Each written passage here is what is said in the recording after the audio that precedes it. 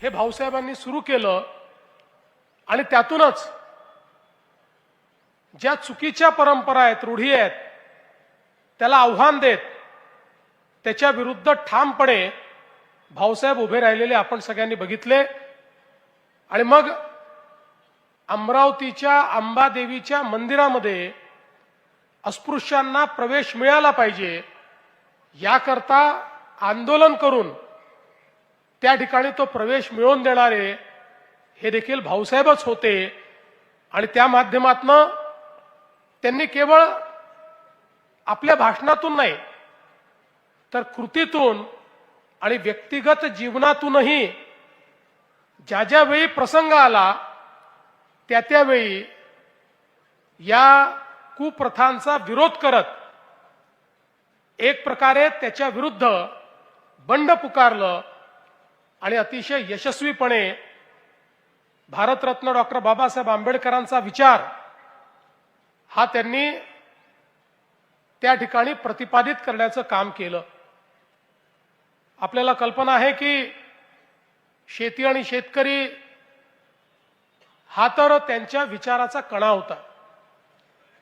खऱ्या अर्थानं आमच्या शेतकऱ्यांना कर्जाच्या विळख्यातून बाहेर काढण्याकरता पहिल्यांदा सावकारी कर्जाच्या विरोधातलं जे विधेयक आहे, जो कायदा आहे, तो कायदा करणारे भाऊसाहेब पंजाबराव देशमुख होते।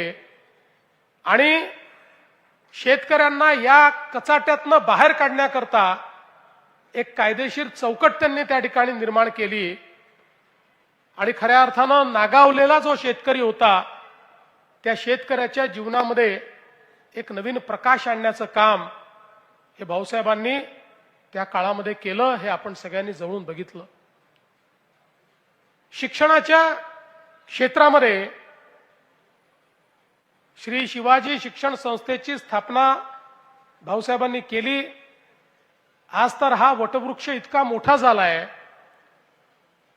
हजारो लाखो यशस्वी विद्यार्थी आज देशभरामध्ये आणि विदेशातही आपल्याला या संस्थेच्या माध्यमातून पाहायला मिळतात।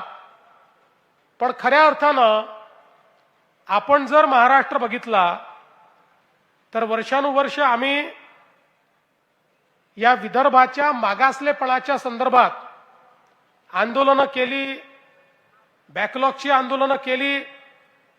पण हे सगळं होत असताना वेगवेगळ्या इंडिकेटरवर हा आमचा अमरावती विभाग हा नेहमी मागे दिसायचा, पण एका इंडिकेटरवर हा अमरावती विभाग हा